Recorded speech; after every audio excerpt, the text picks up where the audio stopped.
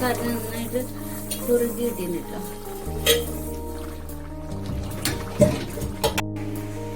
ഞാനൊന്ന് കഴിച്ചോളാം കേട്ടോ.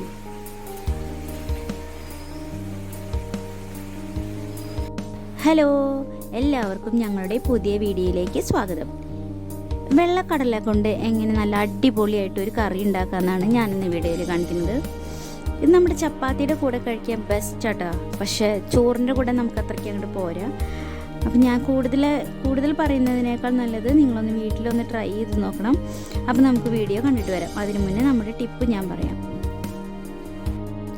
കടല തലേന്ന് വെള്ളത്തിലിടാൻ മറന്നാൽ തിളച്ച വെള്ളത്തിൽ 2 മണിക്കൂർ കടല ഇട്ട് വെച്ചതിന് ശേഷം വേവിച്ചെടുത്താൽ കടല പെട്ടെന്ന് വെന്ത് കിട്ടും. അപ്പോൾ നമുക്ക് നമ്മുടെ വെള്ളക്കടല റെസിപ്പി ഒന്ന് കണ്ടിട്ട് വരാം. അപ്പോൾ നമ്മുടെ കടലക്കറിക്ക് ആവശ്യമുള്ള സാധനങ്ങളാണ്: ഒരു വലിയ സവാള, 2 തണ്ട് വേപ്പിൻ്റെ ഇല, 3 പച്ചമുളക്, പിന്നെ ഇഞ്ചി വെളുത്തുള്ളി ചതച്ചെടുത്തത് കേട്ടോ.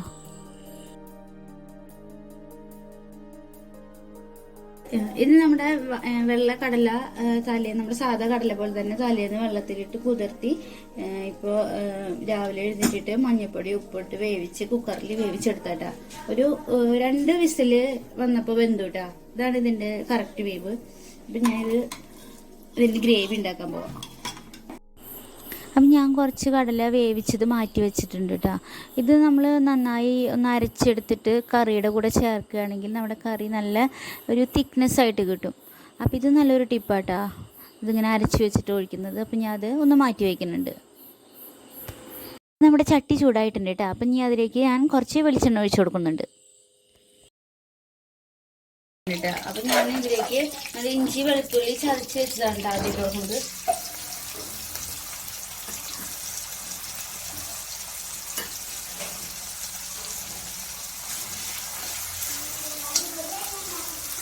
ഇത് ഇത്രയും ഇതിൽ മുരിഞ്ഞിട്ടിട്ടുണ്ട് കേട്ടോ. അപ്പൊ ഈ സമയത്ത് നമുക്ക് നല്ല സവാള ഇട്ട് കൊടുക്കാം.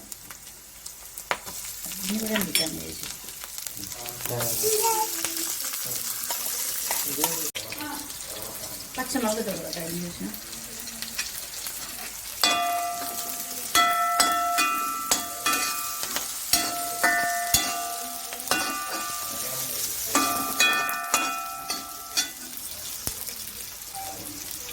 ഇനി ഇതിലേക്ക് കുറച്ച് വേപ്പില ഇട്ട് കൊടുക്കാം. ഇനി ഇതിലേക്ക് നമുക്ക് 1 ടേബിൾ സ്പൂൺ മല്ലിപ്പൊടി ഇട്ട് കൊടുക്കാം.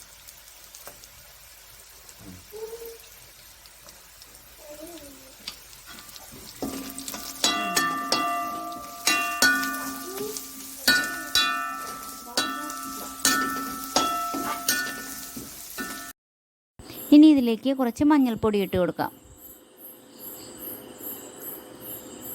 1 സ്പൂണിൻ്റെ പകുതിയോളം മഞ്ഞൾപ്പൊടി ഇടുന്നുണ്ട് കേട്ടോ.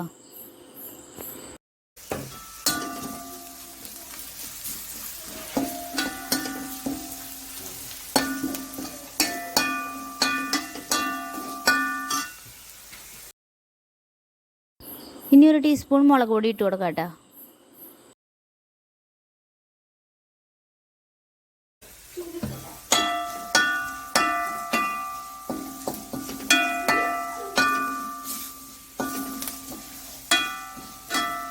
ഇനി ഇതിലേക്ക് കുറച്ച് ഗരം മസാലപ്പൊടി ഇട്ട് കൊടുക്കാം.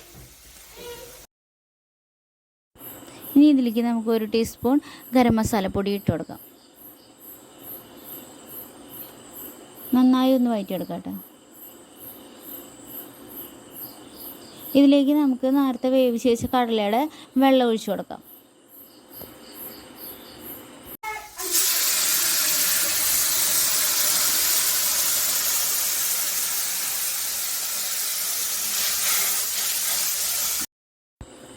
ഇനി ഇതിലേക്ക് ഒരല്പം ഉപ്പിട്ട് കൊടുക്കാം. അപ്പം ഞാൻ നേരത്തെ കടല വേവിക്കുമ്പോൾ ഉപ്പിട്ടിട്ടാണ് വേവിച്ചത്. അപ്പോൾ ഒന്ന് കുറച്ചിട്ട് കൊടുത്താൽ മതി കേട്ടോ. ഇനി നമുക്ക് നമ്മുടെ വേവിച്ച് വെച്ചിരിക്കുന്ന കടല നമുക്കിതിലേക്ക് ഒഴിച്ചു കൊടുക്കാം.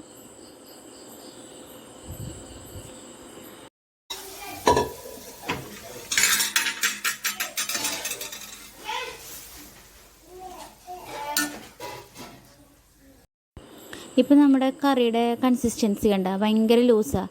അപ്പം ഇനി നമുക്ക് നേരത്തെ അരച്ച് വെച്ചിരിക്കുന്ന നമ്മുടെ ആ പേസ്റ്റ് ഇതിലേക്ക് ചേർത്ത് കൊടുക്കാം.